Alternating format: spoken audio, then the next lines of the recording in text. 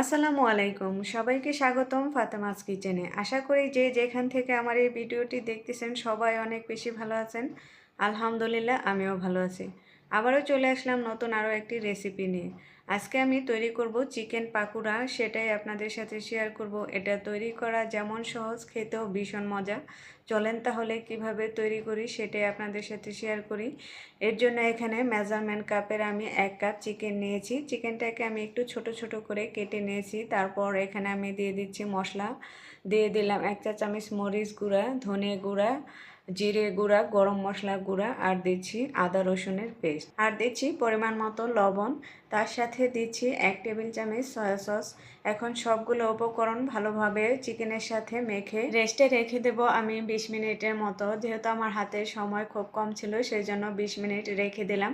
তারপর 20 মিনিট পরে আমি ফিরে আসলাম। এখানে আমি মেজারমেন্ট কাপে 1 কাপ দিয়ে দিলাম পেঁয়াজ কুচি, হাফ কাপ দিয়ে দিলাম গাজর কুচি, সাথে 2টা কাঁচামরিচ কুচি, দিচ্ছি ধনে পাতা পরিমাণ মতো।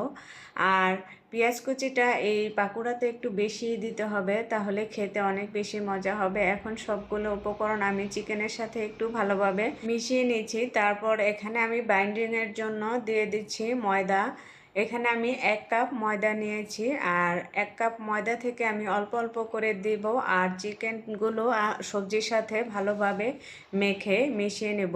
আর যখন সবজির সাথে চিকেনটা ভালোভাবে মিশবে না, একটু ছাড়া ছাড়া ভাব থাকবে, তখন আমি 2 টেবিল চামচ পানি দিয়ে দেব। আর এই পানিটা দিলে কিন্তু একেবারে সুন্দরভাবে চিকেনের সাথে সবজিগুলো মিশে যাবে। তারপর এখানে আমি সামান্য একটু বেকিং সোডা দিয়ে দিলাম। তারপর ভালোভাবে মেখে যে রেডি করে নিলাম। এখন কিন্তু পাকোড়া ভাজার জন্য একেবারে রেডি। এখন চলে আসলাম পাকোড়াগুলো ভাজার জন্য।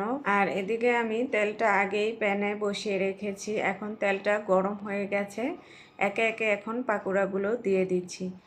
এখন হচ্ছে রমজান মাস, আর ইফতারিতে কিন্তু আমরা অনেক ধরনের আইটেম করে থাকি। তার সাথে এই চিকেন পাকোড়াটাও রাখতে পারেন।